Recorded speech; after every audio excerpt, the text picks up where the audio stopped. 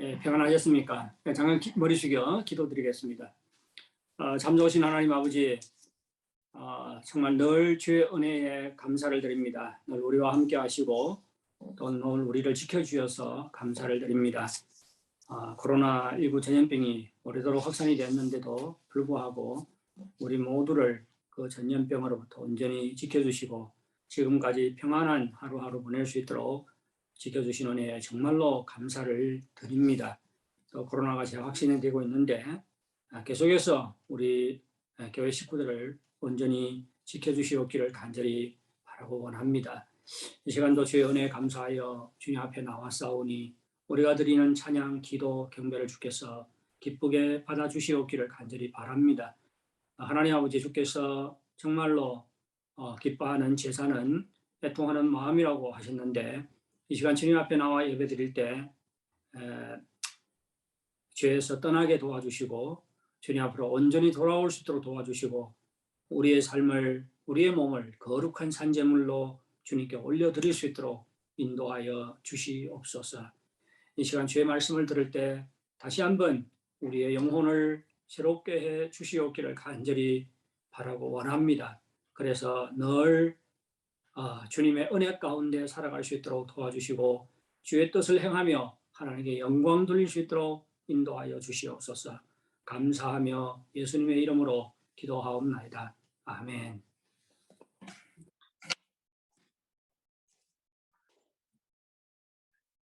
네, 코로나19 전염병이 폭발한 지 이미 3년째 접어들었습니다. 코로나 전염병은 한동안 잠잠해지는 것 같았는데 또다시 확산이 되어서 많은 도시들이 방역 조치를 강화하고 있습니다. 코로나19의 확산으로 많은 사람들이 목숨을 잃었지요. 그리고 우리가 길을 가다 보면 길 옆에 있는 많은 상가들이 문을 닫은 것을 볼 수가 있습니다. 경제적인 여파도 작지 않구나 하는 것을 우리가 체감할 수가 있습니다. 코로나 바이러스는 변이의 변이를 거듭해서 아직도 많은 나라에서 급속하게 확산이 되고 있습니다. 언제 끝이 날는지 누구도 모르지요. 코로나19 때문에 가뜩이나 살아가는 것이 힘든데 또 전쟁까지 벌어져서 사람들의 마음을 불안하게 하고 있습니다. 지금의 국제 정세는 아주 불안하지요. 전쟁이 교착 상태에 빠지면, 러시아와 우크라이나의 전쟁 교착 상태에 빠지면 러시아가 생화학 무기나 핵무기를 사용할 수 있다고 추측하는 사람들도 있습니다. 그렇게 되면 제3차 세계대전이 폭발할 가능성도 있지요. 만일 정말로 제3차 핵무기나 생화학 무기를 사용해서 제3차 세계대전까지 폭발을 한다면 정말로 세계적인 재앙이 아닐 수가 없습니다. 러시아와 우크라이나는 곡물 수출 대국입니다. 전쟁의 영향으로 곡물 수출이 멈추어지면서 식량 위기가 고조가 되고 있습니다. 경제 질서가 파괴되어서 기름값을 비롯해서 물가가 치솟고 있습니다. 이외에도 지진이나 다른 재난이 끊이지 않고 있지요. 며칠 전에 132명을 태운 동방항공 여객기가 추락해서 사람들의 마음을 안타깝게 하고 있습니다. 지금까지 시신을 하나도 찾지 못했습니다. 비행기가 추락하는 과정에 아주 짧은 시간이지만 승객들이 겪었을 공포와 절망을 생각하게 되면 마음이 섬찟합니다. 우리는 지금 전염병, 전쟁, 그리고 자연재해와 사건, 사고들이 끊이지 않는 세상에서 살고 있습니다. 우리는 이러한 상황을 어떠한 시각으로 바라보아야 할까요? 그리고 이런 상황 속에서 어떠한 삶을 살아가야 할까요? 오늘 우리는 설교 본문을 통해서 예수님의 가르침에 귀를 기울여 보도록 하겠습니다. 어떤 사람들이 성전을 가리키면서 성전의 웅장함과 화려함에 감탄을 금치 못했습니다. 누가복음은 어떤 사람들이라고 되어 있는데 다른 복음서를 보면 그 사람들이 제자들인 것을 알 수가 있습니다. 그때 당시의 성전은 헤롯 대왕이 주전 20년 전부터 짓기 시작한 것입니다. 예, 헤롯은 에돔 출신이에요. 유대인이 아닙니다. 에서의 후예지요. 그런데 로마를 등에 업고 이스라엘 왕이 되었습니다. 유대인들이 싫어했습니다. 그래서 헤롯 대왕은 유대인들의 환심을 얻기 위해서 그들에게 성전을 지어준 것입니다. 이 성전을 헤롯이 지었다고 해서 헤롯 성전이라고 하는데 그 외적인 아름다움과 화려함이 극에 달했습니다.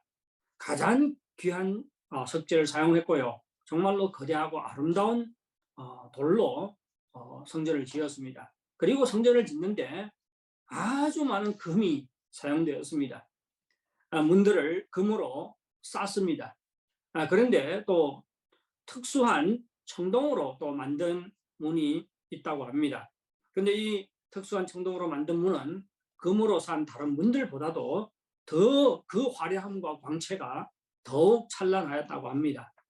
이 성전 건축을 위해서 세계 각국에 흩어져 있는 유대인들로부터 막대한 헌물이 쏟아져 들어왔습니다. 제자들은 성전의 외적인 아름다움과 화려함이 극에 달한 이 성전 때문에 아주 자랑스러워했지요.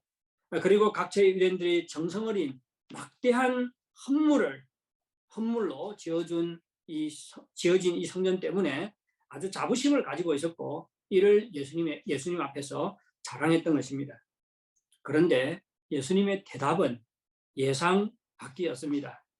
예수님은 제자들이 그토록 자랑스러워하는 성전이 완전히 파괴될 것이라고 말씀하셨습니다. 6절 한번 보시기 바랍니다. 너희 보는 이것들이 날이 이르면 돌 하나도 돌 위에 남지 않고 다 무너뜨려지리라. 왜 예수님은 성전이 파괴될 것이라고 말씀하신 것입니까? 성전이 비록 외적인 화려함과 아름다움은 극에 달했지만 성전 중심의 종교는 이미 타락할 대로 타락했기 때문입니다. 그래서 예수님께서는 엄중한 심판을 선언한 것입니다. 예수님께서 성전에 들어가서 장사하는 사람들을 내쫓으시고 종교 지도자들을 책망한 적이 있지요. 그때 어떻게 책망했습니까? 기록된 바 내 집은 기도하는 집이라 하였거늘 너희는 강도의 소굴로 만들었도다. 예, 강도의 소굴로 만들었도다. 무슨 뜻이지요? 그러니까 성전은 하나님의 처소로서 만민이 찾고 예배하는 하나님을 찾고 예배하는 장소입니다. 그런데 성전을 지배하는 종교 지도자들은 성전을 통해서 경제적인 수입을 올리기에 혈안이 되어 있었습니다. 누가복음 20장 47절을 보면 예수님께서 이렇게 서기관들을 책망을 했습니다. 그들은 과부의 가산을 삼키며 어떻게 과부의 가산을 삼켰겠습니까? 누가복음 21장은 시작하자마자 과부의 헌금에 대해서 기록을 하고 있지요. 이 과부의 헌금에 대해서 기록을 하는데 예수님께서 과부의 헌금을 칭찬하는 장면이 나옵니다. 바리새인들의 헌금과 비교를 해서. 그런데 예수님께서는 과부의 헌금에 대해서 칭찬하는 면도 있지만 다른 한편으로는 헌금을 명의로 가난한 과부들의 돈까지 뜯어내는 그때 당시 종교 지도자들의 타락한 모습을 폭로하고 있는 것입니다. 예, 과부의 헌신을 부정하지 않았죠. 칭찬을 했습니다. 하지만 누가 두렙돈은 한 끼 식사값입니다. 그런데 이것이 과부의 전부 재산이라고 말했지요. 이것을 헌금하고 나면 밥 먹을 것이 없었어요. 그럼에도 불구하고 과부가 하나님께 헌금을 합니다. 과부는 헌신적으로 헌금을 했어요. 주님을 사랑하는 마음에서 헌금을 했습니다. 주님께서는 그것을 칭찬을 했지요. 그런데 이 과부들까지 먹는 음식이 없을 정도로 헌금하도록 독려하고 몰아가고 촉구하고 그랬던 종교 지도자들의 타락한 모습을 과부의 헌금을 통해서 폭로하고 있는 것입니다. 성전이 파괴될 것이라는 말씀을 들은 제자들은 진짜 놀랐던 것이 분명합니다. 성전은 하나님께서 그의 백성 가운데 거하시면서 그들을 축복하고 그들에게 필요한 모든 은혜를 베푸시는 곳입니다. 따라서 성전 파괴는 이 모든 것들이 무너지고 사라지는 것을 의미하지요. 그뿐만 아니라 하나님께서 이스라엘 백성을 떠나시는 것을 의미합니다. 따라서 성전 파괴는 유대인들에게 모든 것이 무너지고 파괴되는 세상의 종말이 온 것과 같은 중대한 사건입니다. 그래서 제 아들은 충격과 두려움 속에서 예수님께 물었습니다. 선생님이여, 그러면 어느 때에 이런 일이 있겠사오며 이런 일이 일어나려 할 때에 무슨 징조가 있사오리이까? 예수님께서는 언제 이런 일이 일어날 것이라는 것에 대해서는 대답하지 않으셨습니다. 하지만 이런 일이 일어나기 전에 어떤 징조가 있을 것인지에 대해서는 대답하셨지요. 그 대답이 10절과 12절에 나오고 있습니다. 제가 읽어드리겠습니다. 10절요. 또 이르시되 민족이 민족을, 나라가 나라를 대적하여 일어나겠고, 전쟁을 말하지요. 충돌과 민족적인 충돌, 전쟁 이런 것들을 이야기합니다. 곳곳에 큰 지진과 기근과 전염병이 있겠고, 또 무서운 일과 하늘로부터 큰 징조들이 있으리라. 전쟁, 지진, 기근, 전염병, 그리고 다른 무서운 재난들이 발생을 하고 하늘로부터 큰 징조들이 나타날 것이라고 말합니다.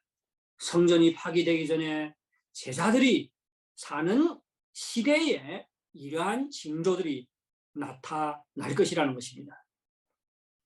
그런데 이러한 징조들은 단순히 성전이 파괴되기 전에 징조가 아닙니다. 이러한 징조들은 우리가 살고 있는 말세의 징조들이기도 합니다.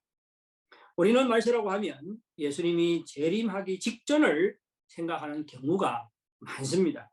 하지만 성경이 말하는 말세는 예수님이 재림하시기 직전이 아니라 예수님의 초림 때부터 재림 때까지의 기간을 가리킵니다. 마지막 때를 가리킵니다. 여러분 꼭 기억하십시오. 말세는 예수님이 재림 직전을 말하는 것이 아니라 예수님이 인간의 몸을 입고 이 땅에 와서부터 예수님이 재림할 때까지의 그 전 기간을 마지막 때 혹은 말세라고 말하는 것입니다. 모세와 더불어 율법 시대가 시작이 되지요. 그런데 모세와 더불어 시작된 율법 시대가 예수 그리스도의 오심과 더불어 막을 내리고 새로운 시대가 시작이 되는데, 바로 그 새로운 시대가 마지막 시대, 곧 말세입니다. 우리는 지금 다 말세를 살고 있습니다. 그러면 왜 예수님의 가르침이 우리가 사는 말세에 대한 예언일까요? 이것은 유대인의 세계관과 관계가 있습니다. 하나님께서 우주 만물을 만드신 것은 인간으로 하여금 하나님과 함께 거하도록 하기 위해서입니다. 살도록 하기 위해서요. 인류가 하나님과 함께 거하고 사는 것은 창조의 궁극적인 목적입니다. 따라서 이스라엘 백성은 하나님이 거하는 이 세상, 하나님이 거하는 이 우주를 하나님의 집인 큰 성전으로 이해를 했습니다. 이 우주가 큰 성전이에요. 그리고 자신들이 손으로 지은 성전은 작은 우주로 이해를 했습니다. 이 우주는 큰 성전이고 자신들이 지은 성전은 작은 우주로 생각을 했습니다. 따라서 유대인들은 성전 파괴를 우주적 종말과 같은 대격변의 사건으로 이해했던 것입니다. 그리고 성전 파괴는 우주적 종말을 예시하는 사건으로 이해를 했습니다. 따라서 예수님의 가르침은 단순히 성전이 파괴되기 전의 징조가 아니라 예수님이 재림함으로 우주적인 종말이 오기 전 우리가 사는 마지막 시대에 어떠한 징조가 있을 것인가에 대한 예언이기도 합니다. 오늘날 이 세상에 벌어지고 있는 일들을 보면 예수님의 예언이 얼마나 정확한가를 알 수가 있지요. 예수님께서는 전쟁, 기근, 그리고 지진, 전염병에 대해서 이러한 징조들이 말세에 나타날 것이라고 말씀하셨는데 우리는 오늘날 이 모든 것들을 한꺼번에 겪고 있습니다. 세계가 전염병으로 고통하고 있는데 러시아와 우크라이나의 전쟁으로 더 큰 위기에 직면해 있습니다. 국제 정세는 더욱 복잡해졌습니다. 전쟁으로 죽는 사람들보다도 기근으로 더욱 많은 사람들이 죽을 수도 있다고 추측을 하고 있습니다. 우크라이나는 세계에서 농산품을 세 번째로 많이 수출하는 나라입니다. 그런데 지금 전쟁으로 대부분 농지에 파종을 하지 못하고 있습니다. 그래서 세계적인 양식 위기가 발생하고 기근으로 많은 사람들이 죽을 것이라고 합니다. 이미 양식 수출을 금지한 나라들도 있습니다. 유엔 사무총장 구테레스는 각국이 양식 위기에 대비하라고 말씀을 했습니다. 이것은 다 말세의 징조들이죠. 전염병, 전쟁, 지진, 기근 이런 것들은 다 말세의 징조들입니다. 이러한 형상들을 보면 우리는 예수님의 가르침대로 마지막 때를 살고 있구나 하는 것을 깨달을 수가 있습니다. 그리고 이 마지막 때를 어떻게 살아야 하는가도 생각해야 합니다. 여러분, 유대인의 성전은 주후 70년에 로마 군인들에 의해서 철저하게 파괴가 됐습니다. 예수님의 예언과 같이 돌 하나도 돌 위에 남지 않고 완전히 파괴되었습니다. 왜요? 금을 많이 사용하기 때문에 돌과 돌 사이에 금이 있다고 군인들은 생각을 했어요. 그래서 돌과 돌을 다 분리를 시켰던 것입니다. 성전의 종말은 우주적인 종말을 예시하는 사건이라고 말씀하셨죠. 말씀드렸습니다. 유대인의 성전이 파괴된 것처럼 언젠가는 이 우주가 종말을 맞이할 것입니다. 하나님께서 유대인의 성전을 심판한 것처럼 주님께서 재림하실 때 온 우주적인 심판이 진행이 될 것입니다.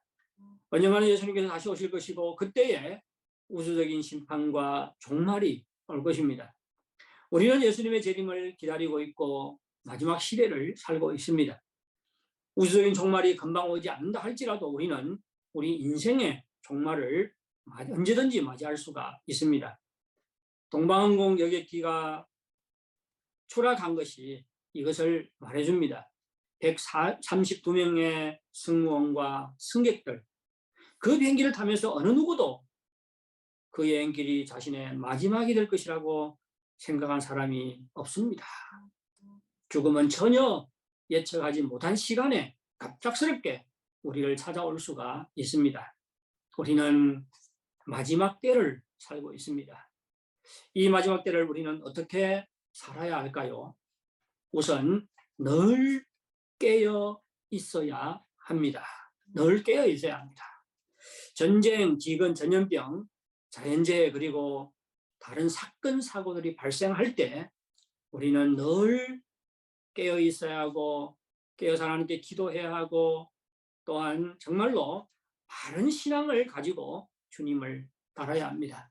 깨어 있다는 것은 깨어서 기도하는 것을 말할 뿐만 아니라 정말 진리 가운데 서 있는 것을 말합니다. 세상을 쫓아 사는 것이 아니라 더욱더 주님을 가까이 따르고 주님을 쫓아 사는 것을 말하는 것입니다. 깨어 있다는 것은 기도하는 것만 말하는 것이 아니라고 했지요. 정말 바른 신앙 가운데 서 있는 것을 말합니다. 진리 가운데 서 있는 것을 말합니다. 진리를 붙잡고 사는 것을 말합니다. 그리고 세상을 쫓아 사는 것이 아니라 주님을 따라서 사는 것을 말합니다. 누가복음 21장 36절에서 예수님은 항상 기도하며 깨어있으라 라고 가르쳤습니다. 우리가 늘 기도하며 깨어 있어야 하는 것은 미혹하는 자들이 있기 때문입니다. 미혹하는 자들. 전염병이나 전쟁이 발생하면 사람들이 두려워하고 불안하지요. 그 틈을 타서 누가 활발히 활동을 합니까? 이단들이 활발히 활동을 합니다. 따라서 말세는 전쟁과 기근과 이런 전염병들이 많이 발생하기 때문에 또한 이단들이 활발히 활동하는 시대입니다. 이단들이 난무하고 스스로 그리스도라고 하는 자들이 나타나서 사람들을 미혹하지요. 그래서 8절에서 예수님은 미혹을 받지 않도록 주의하라고 가르치고 있습니다. 미혹을 받지 않도록 주의하라. 많은 사람들이 내 이름으로 와서 이르되 내가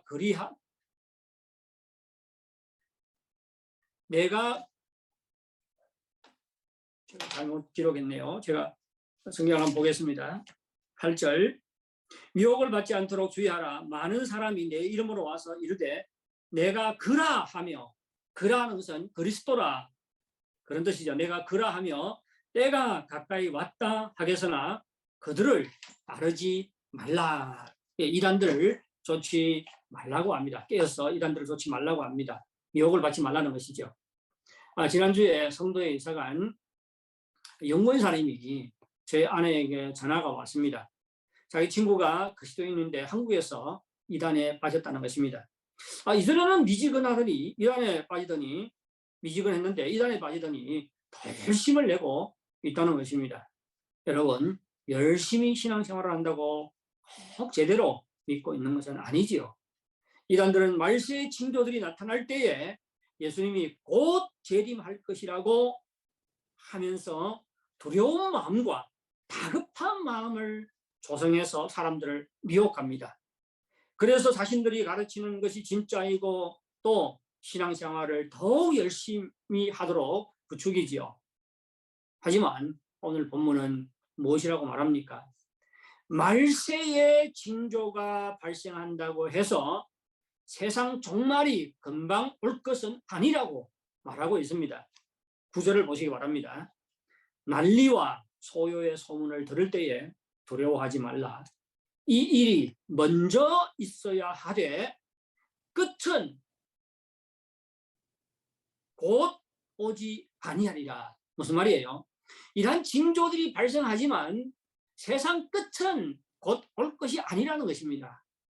그런데 우리가 그 많은 설교들 어떻게 이야기해요? 이런 징조들이 일어나면 주님께서 곧 재림할 것이기 때문에 막 대비하라, 뭐 어떻게 하라, 헌신하라, 뭐 그렇게 말씀을 전하지요. 그런데 오늘 보면은 이런 징조들이 발생하지만 주님께서 금방 올 징조는 아니라고 말합니다. 세상 끝을 말하는 징조는 아니라고 말하지요. 이것은 세상 끝을 말하는 징조가 아니라, 나타내는 징조가 아니라 말세의 징조들, 예수님께서 초림에서부터 재림 때까지의 전 기간에 반복해서 나타나는 징조들이라는 것입니다. 여러 징조들이 나타난다고 세상 끝이 금방 오는 것은 아닙니다. 그런데 이단들은 예수님의 가르침과 달리 예수님이 금방 올 것이라고 말하지요. 그래서 사람들을 속여서 자신들이 전하는 잘못된 교리를 믿게 하고 열심히 이단을 전하게 합니다. 여러분, 우리도 깨어있지 않으면 이단에 미혹될 수 있습니다. 이단에 미혹되지 않게 해서 우리는 늘 깨어서 기도해야 합니다. 늘 깨어서 진리의 말씀을 가까이 해야 합니다. 우리 신앙을 진리 위에 세워야 합니다. 늘 깨어서 진리를 붙잡고 신앙생활을 해야 합니다. 이것이 깨어있는 것이에요. 이단 잘못된 교리에 빠지는 것이 아니라 정말 진리를 붙잡고 살아가는 것, 신앙생활하는 것, 이것이 바로 깨어있는 것입니다. 우리가 방심하면 사탄마귀가 틈탈 수가 있지요. 따라서 방심하지 말고 깨어서 기도해야 할 뿐만 아니라 깨어서 정말로 진리를 붙잡고 살아야 됩니다. 우리가 또 깨어있어야 하는 또 하나의 이유는 지금처럼 혼란한 상황 속에서 생활의 염려로 우리의 마음이 둔해져서 세상을 따라갈 수 있기 때문입니다. 이단에 빠질 수 있을 뿐만 아니라 세상을 쫓아 살 수 있기 때문입니다. 전쟁과 전염병과 지진, 기근 이런 징조들이 나타날 때 우리가 사는 것이 힘들어지지요. 이때 우리는 두려움과 염려에 빠질 수가 있습니다. 하나님이 아무것도 하지 않는 것 같아서 우리의 신앙이 연약해지고 흔들릴 수가 있습니다. 마음이 불안하니까 어떻게 해요? 마음이 불안하면 보이는 것을 붙잡지요. 세상을 붙잡고 돈을 붙잡고 세상 것을 더욱 많이 가져서 세상 것에 의지해서 마음의 안정을 찾으려고 합니다. 그러다 보니까 신앙생활이 더욱 미지근해지고 점점 하나님과 멀어질 수 있고 세상을 쫓아 살 수가 있습니다. 그래서 교회의 발걸음을 멈추는 사람들도 있지요. 이때 우리는 어떻게 해야 할까요? 예수님은 9절에서 이렇게 말씀하셨습니다. 두려워하지 말라. 그리고 36절에서는 이렇게 말씀하셨습니다. 이러므로 너희는 장차 올 이 모든 일을 능히 피하고 인자 앞에 서도록 항상 기도하고 깨어있으라. 주님 앞에 설 수 있도록 항상 마지막 때에 주님 앞에 설 수 있도록 항상 기도하고 깨어있으라 라고 말씀하셨습니다. 우리는 두려워하지 말아야 됩니다. 불안하고 염려하지 말아야 됩니다. 이를 위해서 깨어있어야 하고 기도해야 되지요. 우리는 두려워하지 말고 인자 앞에 설 수 있도록 인내하고 굳은 신앙을 가져야 합니다. 여러분, 세상이 아무리 혼란한 상태에 빠져도 우리 주님은 여전히 살아계시고 그 보좌에 앉아서 세상을 다스리고 계시기 때문에 우리는 두려워하지 말아야 되고 불안해하지 말아야 됩니다. 세상을 쫓아가는 자는 장차 주님 앞에 설 수가 없습니다. 따라서 마음의 두려움과 염려가 임할 때 세상에서 평안을 찾지 말고 세상을 쫓아가지 말고 주님 앞으로 나아가야 됩니다. 주님 안에 참된 평안이 있지요. 주님을 가까이 하고 늘 깨어서 기도하고 진리를 붙잡고 주님을 따라가야 됩니다. 세상을 쫓아가는 것이 아니라 주님을 따라가야 됩니다. 이것이 바로 깨어있는 것입니다. 말세의 징조들을 보면서 거짓된 교리에 미혹되지 마시기 바랍니다. 세상을 쫓아 살지 마시기 바랍니다. 바르게 신앙생활 하시기 바랍니다. 그래서 깨어있고 깨어서 기도하시기 바랍니다. 장차 주님 앞에 설 수 있도록 세상을 쫓아가는 것이 아니라 정말 진리를 붙잡고 우리 주님을 끝까지 쫓아가시기 바랍니다. 우리는 깨어있어야 됩니다. 또한 두 번째로 우리는 담대히 복음을 전해야 합니다. 깨어있는 것은 자신의 신앙을 지키는 것이지요. 이단에 빠지지 않도록 우리 자신의 신앙을 지켜야 됩니다. 세상을 쫓아가지 않도록 주님을 따르도록 우리 자신의 신앙을 지켜야 됩니다.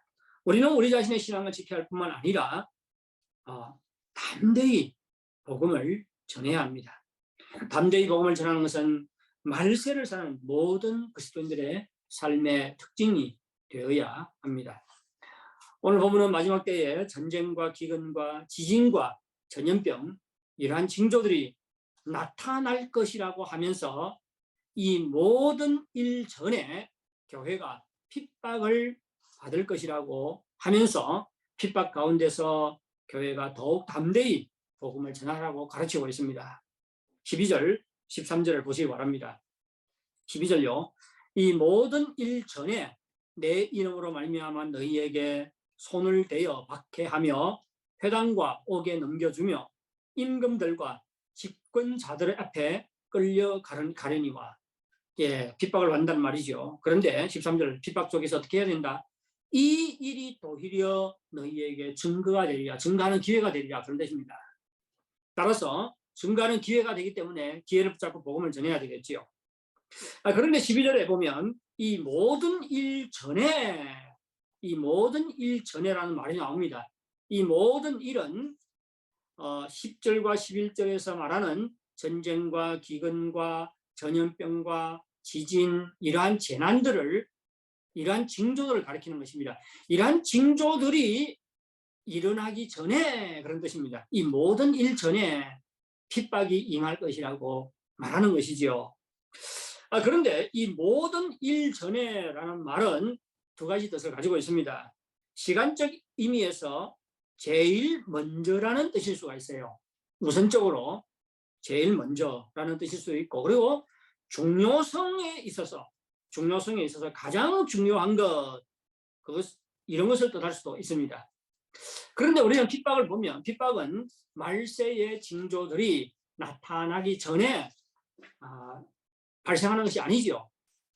우리가 받는 핍박은 이러한 말세의 징조들과 동시다발적으로 발생하지 시간적 순서로 발생하는 것이 아닙니다. 따라서 이 모든 일 전에라는 말은 시간적인 순서를 말하는 것이 아니라 가장 중요하다는 의미로 보는 것이 정확합니다. 가장 우선적인 것, 그런 뜻입니다. 가장 중요한 것은 핍박이라는 말이죠. 그렇다면 많은 징조들이 있지만 가장 중요한 징조가 교회가 받는 핍박이라는 것입니다. 교회가 받는 핍박은 말하지 않아도 다 잘 아시고 있고 체감할 수 있는 것들이죠. 교회가 생겨서부터 교회에 대한 핍박이 중지된 적이 없습니다. 코로나 때문에 현장 예배를 드리지 못하니까 다 온라인 예배를 드리죠. 그런데 어떤 지역에서는 온라인으로 예배를 드리는 것조차 금지하고 있습니다. 우리가 위챗을 보면 쓸데없는 거짓 정보들이 넘쳐나죠. 그런데 누구 하나 상관하지 않습니다. 하지만 신앙과 관련된 것들을 위챗에 올리면 금방 屏蔽되는 경우가 많습니다. 이뿐만입니까? 신앙인이기 때문에 반장을 할 수 없고, 신앙인이기 때문에 승진을 하지 못하고, 신앙인이기 때문에 심지어 직장에서 잘리고, 이런 일들은 다 우리 주변에서 발생하는 사건들입니다. 주님께서 모든 것을 다스리고 계시는데 왜 이러한 불공평한 일들이 벌어지고 있는 것일까요? 주님께서는 우리로 하여금 이러한 일들을 당하게 하는 것이 복음을 전하게 하기 위한 것이라고 말하고 있습니다. 하나님께서 전쟁과 기근과 전염병과 지진이나 다른 재해들을 허락하시는 것은 믿지 않는 사람들로 하여금 인간의 한계를 깨닫고 예수님을 믿도록 하기 위해서입니다. 따라서 우리는 복음 전할 기회를 놓치지 말아야 되죠. 이러한 전쟁과 기근과 고통과 재난들은 우리에게 복음 전할 기회를 제공하는 것입니다. 따라서 우리는 말세에 복음 전할 기회를 놓치지 말아야 됩니다. 핍박도 마찬가지죠. 우리를 핍박하는 자들에게 복음을 전하게 하기 위해서 하나님께서 우리에게 핍박을 허락하십니다. 핍박이 없으면 그들을 접촉할 기회가 없어요. 그들에게 전도할 기회가 없습니다. 따라서 핍박이 임할 때 핍박하는 사람을 미워할 것이 아니라 전도의 기회가 왔구나 생각을 해야 됩니다. 핍박도 우리가 복음을 전할 기회지요. 따라서 말세의 징조들이 나타날 때 우리는 더욱 담대히 복음을 전해야 합니다. 우리가 담대히 복음을 전해야 하는 또 하나의 이유는 하나님께서 우리와 함께 하시기 때문입니다. 예수님은 오늘 본문에서 우리가 핍박을 당할 때 우리에게 할 말을 주시겠다고 약속하셨습니다. 따라서 끌려갈 때 무슨 말을 할 것인지 걱정하지 말라고 했습니다. 때가 되면 주님께서 할 말을 주시겠다고 약속하셨습니다. 또한 죽임을 당하는 사람이 있을 수 있지만 하나님께서 머리털 하나도 상하지 않도록 우리를 보호하시겠다고 약속하셨습니다. 우리가 손해보고 목숨을 잃을 수가 있습니다. 하지만 우리의 영혼은 온전한 보호를 받는다는 것입니다. 마태복음 16장 25절, 27절을 보아도 똑같은 것을 우리에게 말씀하고 있지요. 제가 한번 읽어드리겠습니다. 마태복음 16장 25절부터 27절까지입니다. 누구든지 제 목숨을 구원하고자 하면 잃을 것이요 누구든지 나를 위하여 제 목숨을 잃으면 찾으리라. 사람이 만일 온 천하를 얻고도 제 목숨을 잃으면 무엇이 유익하리요? 사람이 무엇을 주고 제 목숨을 바꾸겠느냐? 인자가 아버지의 영광으로 그 천사들과 함께 오리니 그때 각 사람이 행한 대로 갚으리라. 예수님께서는 우리가 자신의 안위를 위해서 신앙을 버리고 세상을 쫓아가게 되면 이것은 무슨 말이죠? 제 목숨을 구원하고자 하면 이런 뜻입니다. 제 목숨을 구원하고자 하면 자신의 안위를 위해서 신앙을 버리고 세상을 쫓아가면 어떻게 된다고요? 제 목숨을 구원하고자 하면 잃을 것이요. 무슨 말입니까? 우리가 자신의 안위를 위해서 신앙을 버리고 세상을 쫓아가게 되면 이보다 더 큰 손해가 없다는 말입니다. 생명을 잃을 것이고 장차 주님 앞에 설 수 없다는 말입니다. 반대로 누구든지 나를 위하여 제 목숨을 잃으면 찾으리니 무슨 말입니까? 반대로 우리가 핍박 속에서도 인내하며 주님을 끝까지 따르고 담대히 복음을 전하게 되면 우리의 영혼이 구원을 받을 뿐만 아니라 장차 주님의 인정과 하늘나라의 상급을 받게 된다는 말입니다. 따라서 우리는 핍박을 두려워할 것이 아니라 핍박 속에서 더욱 담대히 주의 복음을 전해야 합니다. 사랑하는 성도 여러분, 우리는 말세를 살고 있습니다. 전염병, 전쟁, 기근, 지진, 자연재해와 끊임없는 사건, 사고들이 바로 우리가 사는 말세의 징조들입니다. 교회가 받는 핍박 또한 말세의 가장 중요한 징조지요. 이 세상은, 이것은 우리에게 무엇을 말해줘요? 이 세상이 정확히 예수님의 예언대로 돌아가고 있다는 것을 말해줍니다. 따라서 우리가 사는 세상이 아무리 혼란스러워도 주님께서 여전히 왕노릇하고 계시고 모든 것을 주관하고 계심을 믿어야 합니다. 그리고 늘 미혹에 빠지거나 세상에 빠지지 않도록 깨어 있어야 됩니다. 진리 위에 진리를 붙잡고 미혹을 물리쳐야 합니다. 세상을 쫓아갈 것이 아니라 주님을 따라야 합니다. 이것이 깨어 있는 것입니다. 그리고 주님께서 주시는 전도의 기회를 놓치지 말아야 되죠. 더욱 담대히 복음을 전하시기 바랍니다. 그래서 세상 끝에 주님 앞에 설 수 있기를 바랍니다. 주님의 인정과 칭찬을 받을 수 있는 여러분 모두가 될 수 있기를 바랍니다. 우리 찬양 다 같이 부르고 하나님께 기도하도록 하겠습니다.